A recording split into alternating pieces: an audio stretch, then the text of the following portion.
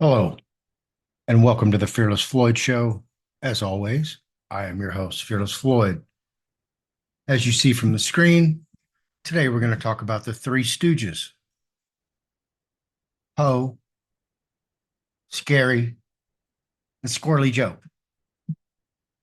That's what we're going to talk about. And I'm going to show you why. And I know a lot of you out there in the U.S. National, American State National, American States Assemblies, and the assemblies, you all guys really cannot stand it that I talk about David Lester Strait. Y'all just are appalled. Well, I'm fixing to take you to school. So please pay attention very carefully to this video. Okay? Please.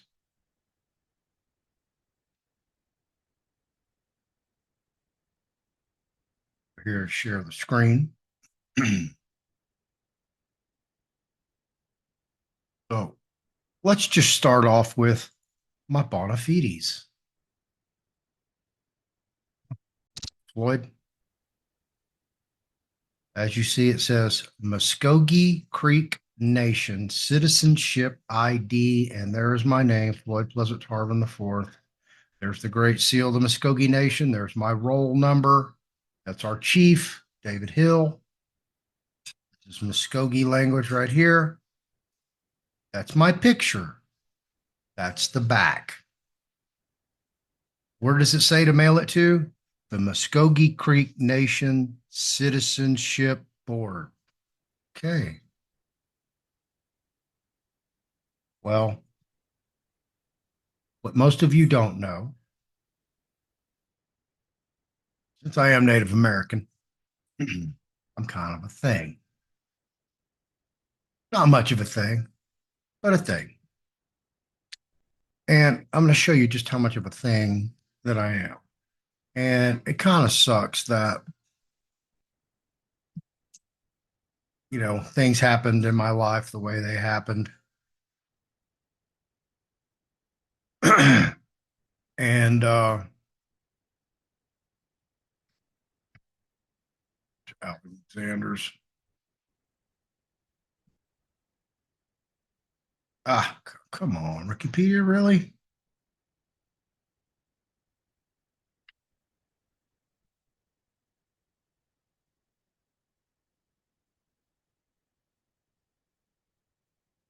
There we go. Christ. I know that happens, but it happens. So, you know, like I said, obviously I'm a Muskogee Indian. It's without a doubt. You've seen my citizenship ID card.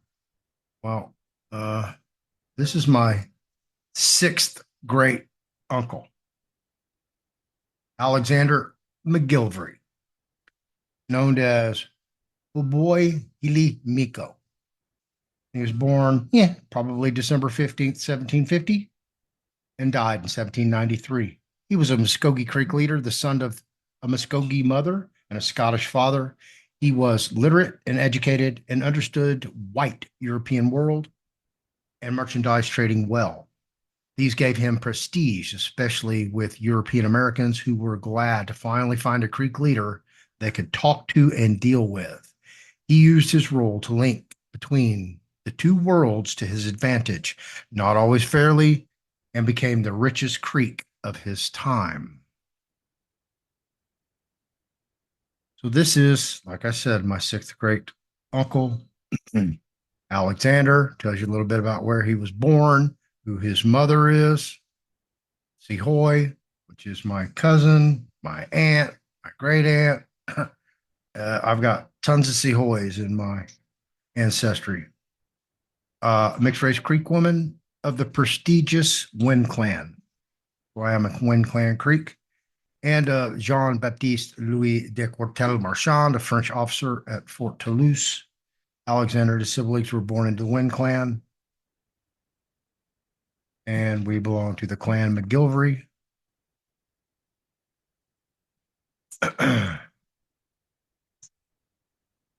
And this just goes on and on. But what is notable about Alexander.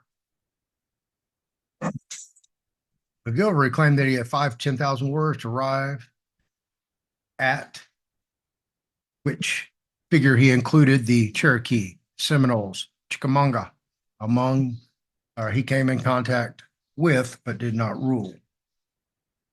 He did not live a Creek lifestyle, built a plantation, lived like a white man. McGilvery sought Creek independence after the Treaty of Paris of 1783.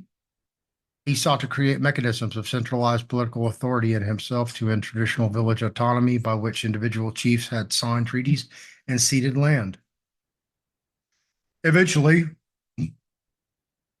a loyalist like his father, McGilvery resented the developing United States Indian policy. However, he did not wish to leave the Creek territory.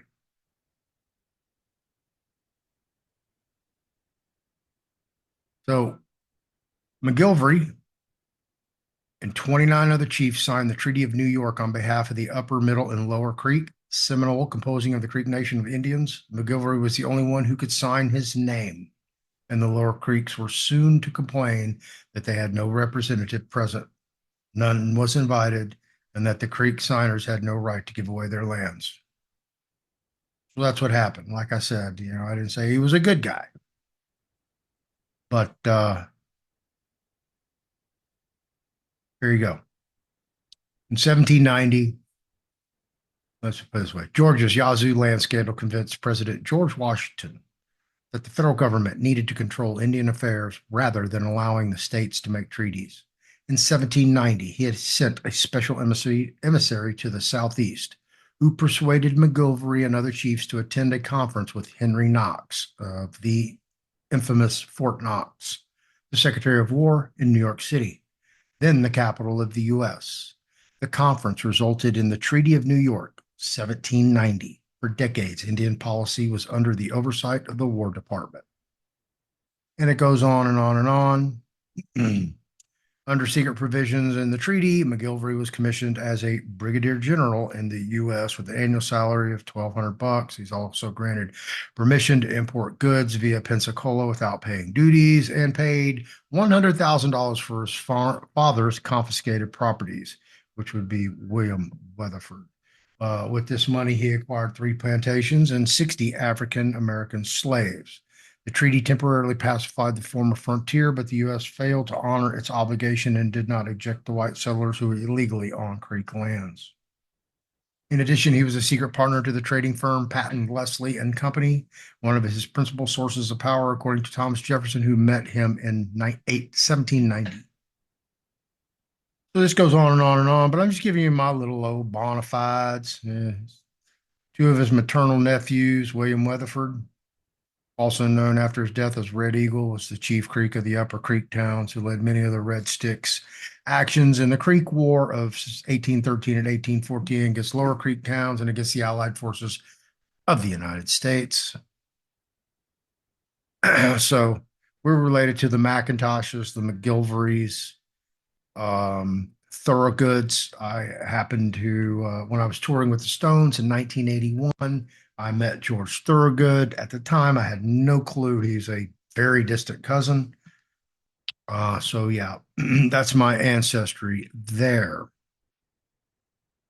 So tonight, I was scrolling through my emails and I ran across this email. Make sure I got it jacked up for you guys. What have you? No. Nope. That's wrong.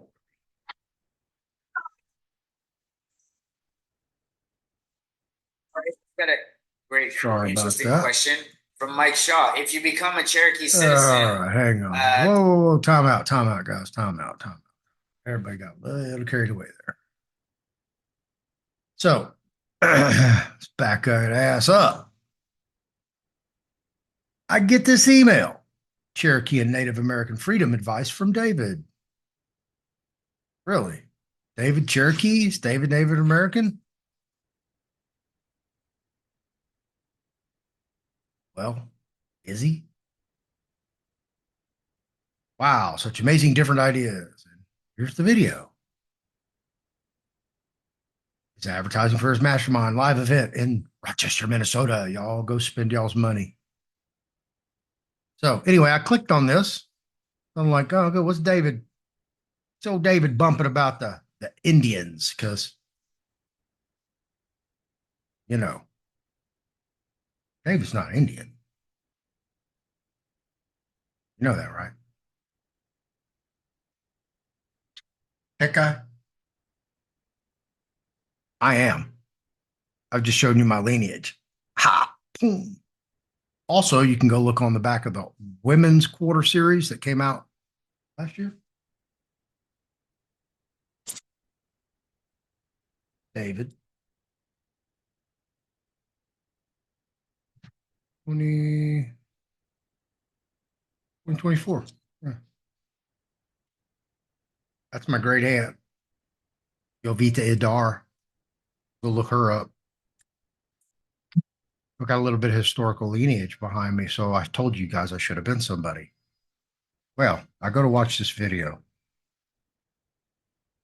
My good old easy pickings buddy, David left straight.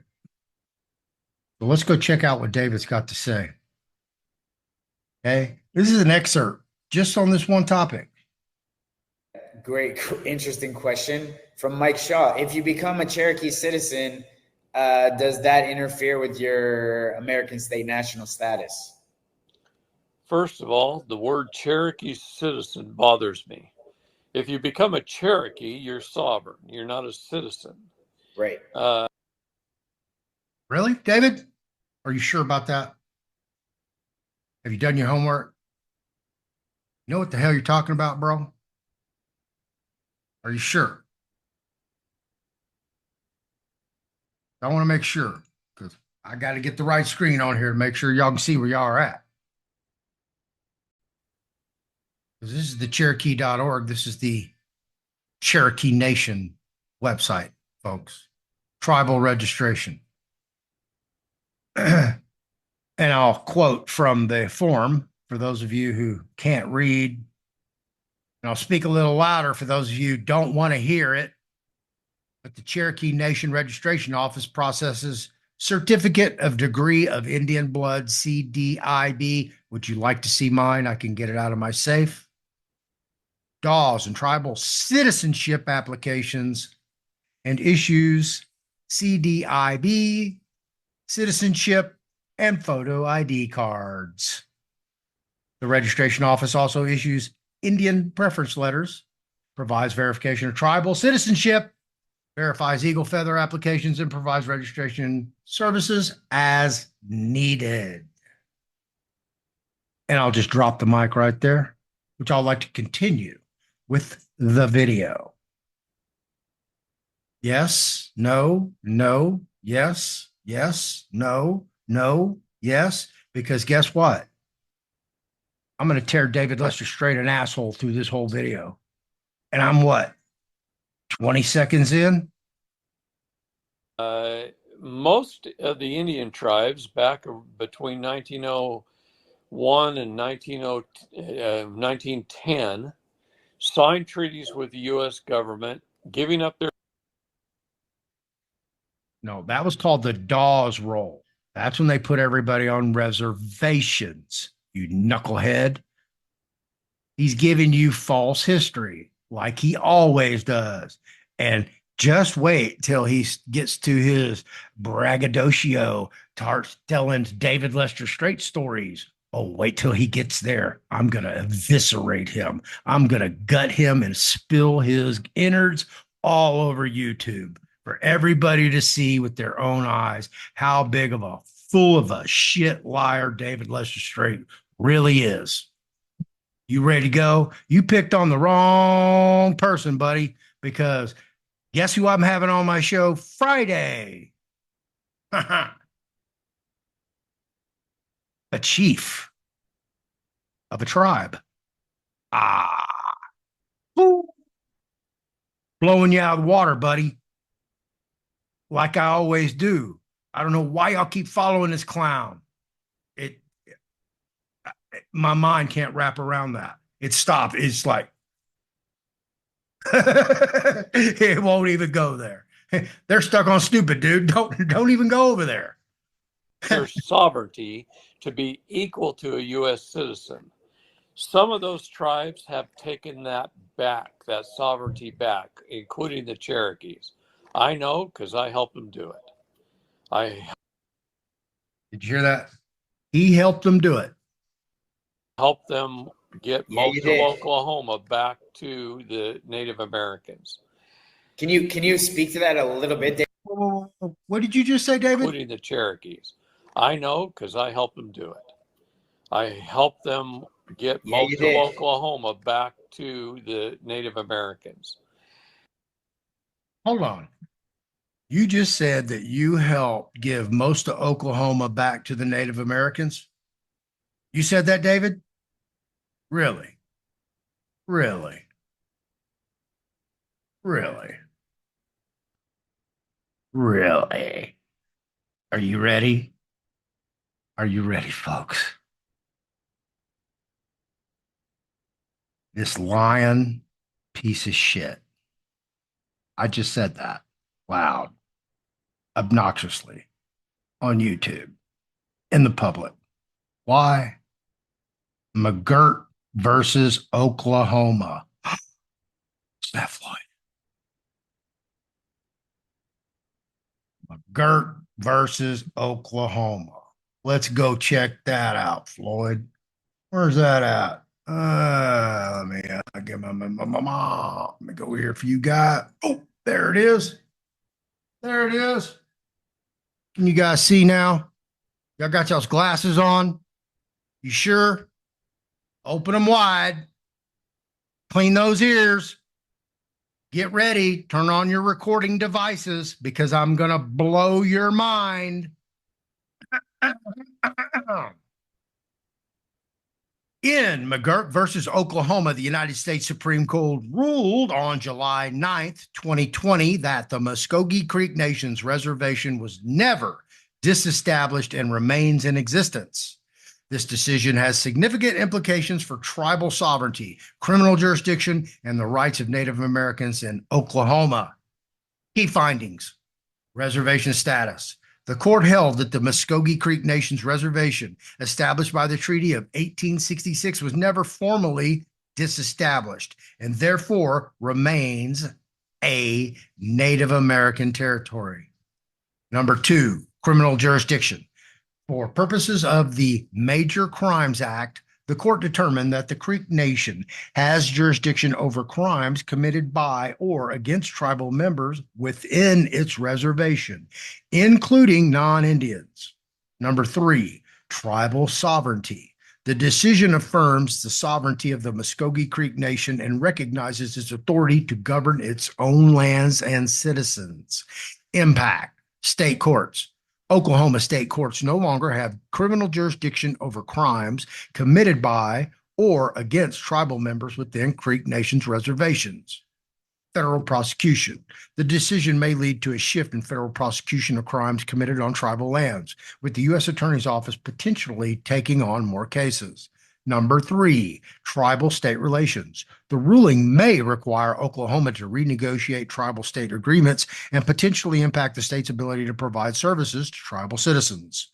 Extension to other tribes. The court holding has extended to affirm the reservations of the who? Cherokee. Who? The Chickasaw. Who? The Choctaw. Who? And Seminole nations as well. Practical implications. The McGirt decision has significant implications for law enforcement, prosecution, and the administration of justice in Oklahoma. It emphasizes the importance of tribal sovereignty and the need for cooperation between tribal, state, and federal authorities to address criminal activity on tribal lands. But what else did McGirt do? Do you know? How? Let's go read it. Because that's what you do. When somebody espouses some bullshit, you counter it with fact evidence straight from the horse's mouth in black and white. That's what we do. That's what I do. Held For MCA purposes, land reserved for the Creek Nation since the 19th century remains Indian country. Congress established a reservation for the Creek Nation. An 1833 treaty fixed borders for a permanent home for the whole Creek Nation of Indians and promised that the United States would grant a patent in fee simple to the Creek Nation of Indians for the assigned land to continue so long as they shall exist as a nation and continue to occupy the country hereby assigned to them. The patent formally issued in 1852. Though the early treaties did not refer to the Creek lands as a reservation, similar language in treaties from the same era has been held sufficient to create a reservation.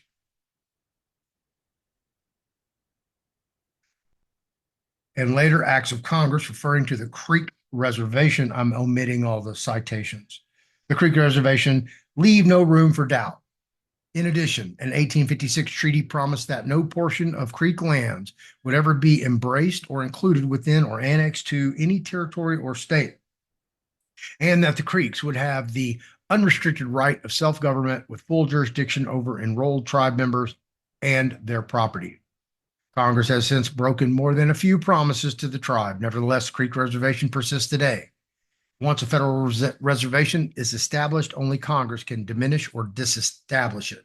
Doing so requires a clear expression from congressional intent or of congressional intent.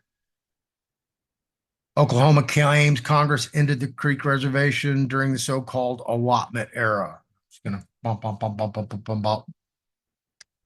and keep bumping down here because this is very, very, very lengthy. Okay. Let me the right part. And just to give you a little, on the far end of the Trail of Tears was a promise. And guess who took that Trail of Tears? My ancestors.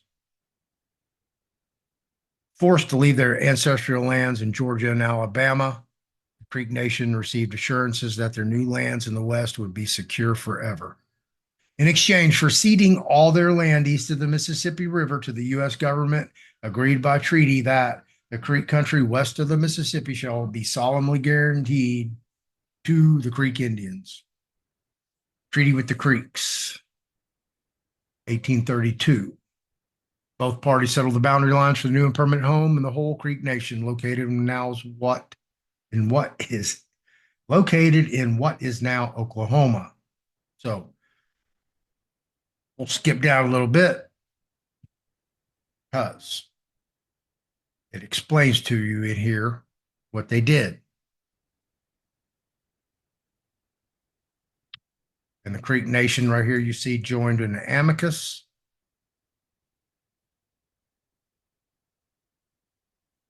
And yeah, right here. If McGirt and the tribe are right, the state has no right to prosecute Indians for crimes committed in a portion of northeastern Oklahoma that includes most of the city of Tulsa.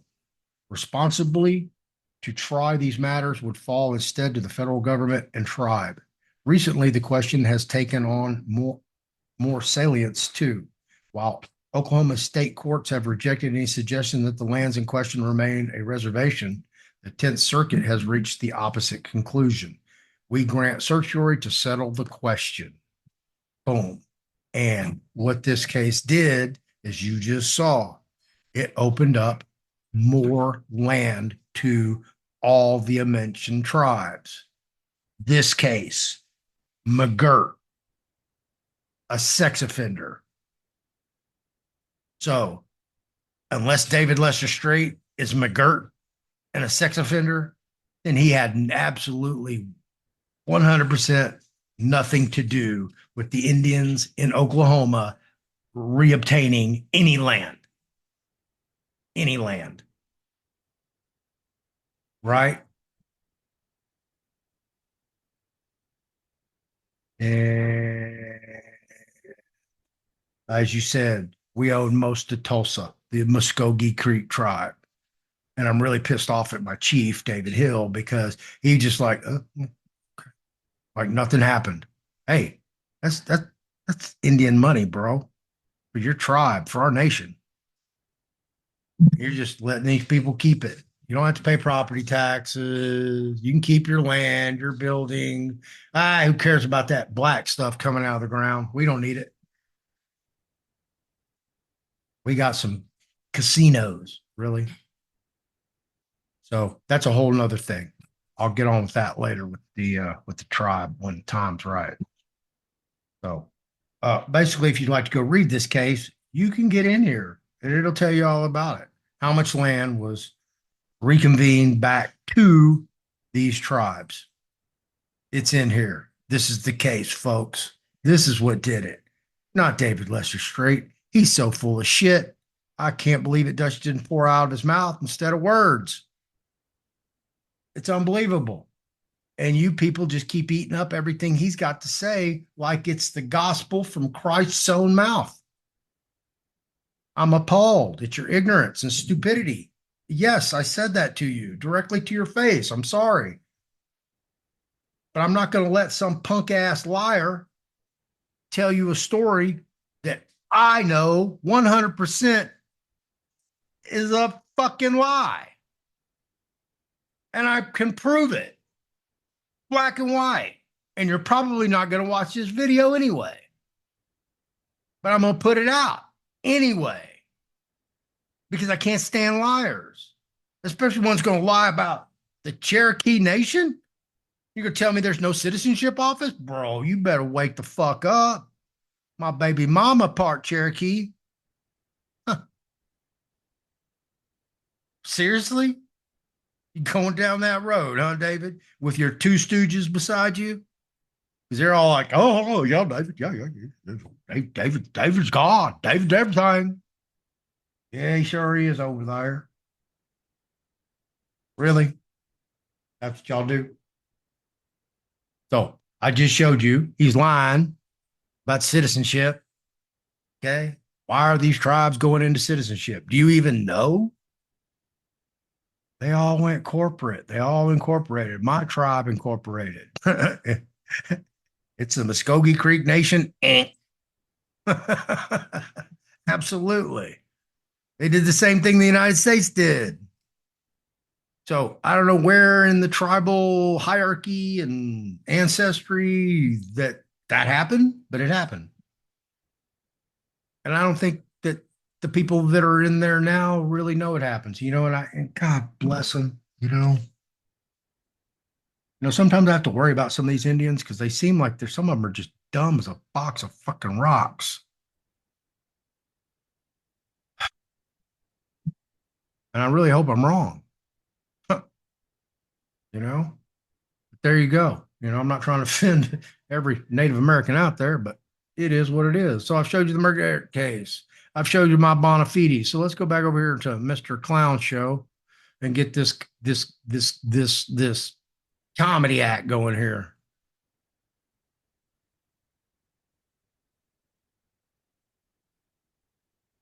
Am I still sharing screen? Yeah, I'm still sharing. Can you speak to that a little bit, David? Because it's such an interesting story about Oklahoma. I Just briefly. The Native Nations raised a lot of very smart children who went on to law school and became lawyers, and then started screwing everything up for the tribes, and going to federal courts and having a lot of problems. And many of these federal courts retaliated against them and put a lot of them in jail and things like that. I know chiefs that have been put in prison with their sons put in prison. Okay. So they came to me for advice. They started calling me, asking me to teach them how to be sovereign and what it meant. And I spent a lot of time working with them on sovereignty. I showed them a lot of Supreme Court cases. It's something I could teach the FBI if they'd listen, because they don't believe anybody's sovereign. Everybody's a citizen. Whoa. What did you just say? Oh, I showed them a lot. Let me hear. Okay, right there. It's something what? Something I could.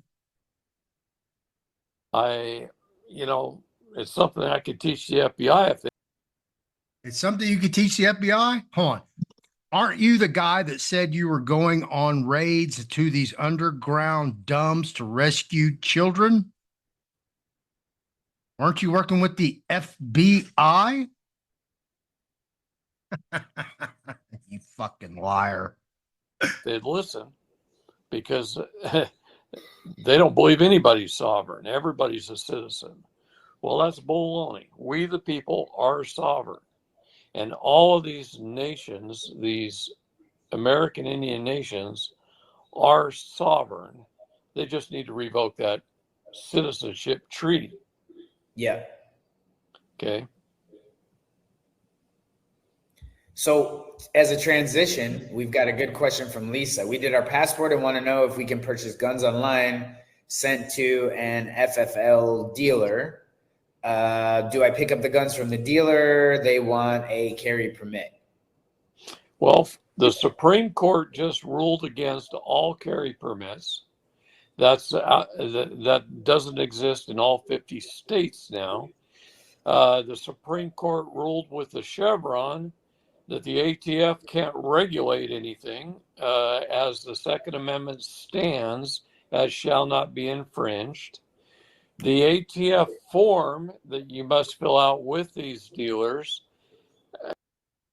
Wrong again. No, what the Chevron case did is take away policy that was based on law that expanded beyond what? Congressional intent. So the court took it back away from the executive branch and gave it back to the legislative branch. So who's going to determine law? The courts. Who's going to create law? Congress. Not the agencies, the bureaus, nor the departments. So that's the Chevron case. The reason it was ruled upon is because the departments, bureaus, and agencies were overextending their authority and enforcement upon the everyday man by taking purposely written ambiguous laws created by Congress and expanding the congressional intent. Did you understand that? Did I make that plain, simple, and clear what the Chevron case is and what it's all about? Because David's going to try to explain it to you. So let's see who did a better job. It has a box for non-citizen nationals to check now. Your biggest breakdown in the process is the receiver at the dealer level. They don't know. I walked into a dealer in Texas who did. No, they don't know. That's again, wrong answer. His answer should be, I don't know. The issue with going to a FFL dealer is that you have to show government issued ID with your address on it to establish jurisdiction that you're a resident of that state. Period. End of freaking story. Why?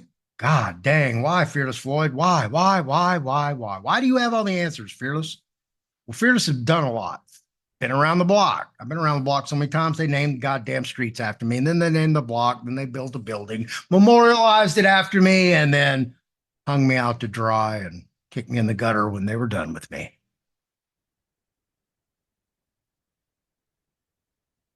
Because I have a Muskogee Creek ID, which you've seen. And I took it to Academy Sports and Outdoors. I presented it for ID to purchase a firearm. Guess what they told me? Oh, no, sir. We need state issued ID. Okay, well, here's my passport card and my passport book. Well, we don't accept those either, sir. Well, what do you take? Well, state issued ID. We need either your ID or driver's license. Do you have either one of those, sir? No, I have a Muskogee Creek ID card with my address on it and a U.S. issued passport card and a passport book to back it up. And that's not good enough? No, sir. You have to have state issued ID. Oh, okay. Well, one of these days when I get time and I get somebody that can record me, we're going to go hit every gun dealer in the city of Houston, and I'm going to present all my credentials, and they're going to turn me down, and I'm going to sue every one of them for discrimination. Didn't know. I put cash money for a arm. I complained to him about him not believing in the Second Amendment because he's got the words firearms everywhere, including in the name of his business. And then I made him, because he refused to sell it to me, I made him get the ATF on the phone, the local agent on the phone. Nice. And after 30 minutes of me talking to the ATF agent on the phone in front of the dealer and one of his employees, the ATF agent told him to sell me anything that I wanted, take my information down and put it in a file folder and keep it in his desk drawer.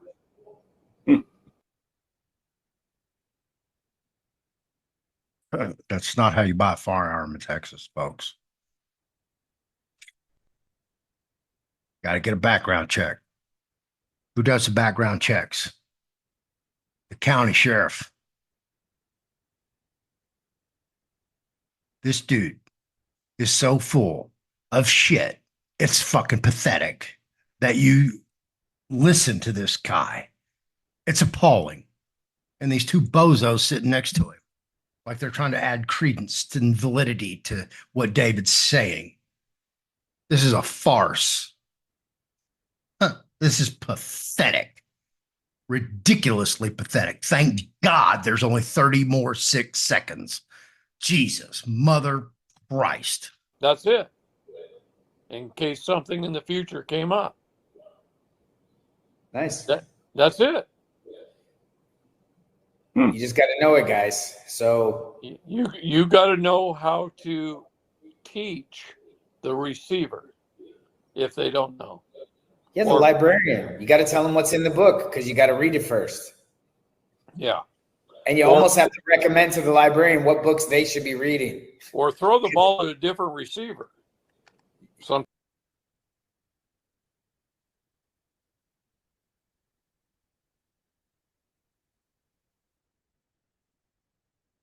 How many times do I have to tell you? How many times do I have to warn you? Stay the fuck away from these idiots. They spout nothing. Bullshit. I just eviscerated a 5-minute video with facts, backed them up, showed you my bona fides. Folks, I swear, tell truth, whole truth, nothing but truth, so help me God. I'm telling you the truth.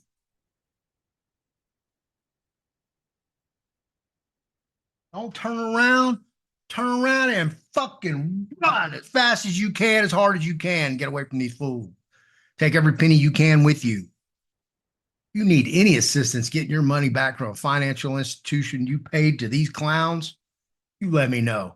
I'll do an affidavit for you 24/7, 365. Help you get your money back. Abso-freaking-lutely. What a joke this is. I can't even imagine what kind of bozo, buffini, woozoo, wham, wham, zippy up the boo. Wow. What'd you do, David? Oh, that hurt. They're giving you and they're telling you in this mastermind Freeman Bot program. Oh my freaking God. I'm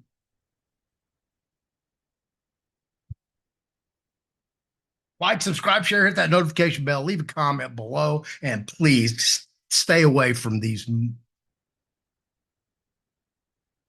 Please stay away from them. That's all I can do, man. I just can't. I'm appalled, folks. Shocked. I can't believe you would defend this guy. that you would even put him in your mouth, that you would associate with him. I'm appalled. I swear to frickin' God, I'm appalled. Ooh, y'all have a safe and happy week. Peace in the Middle East, folks, because that's where Armageddon's gonna happen.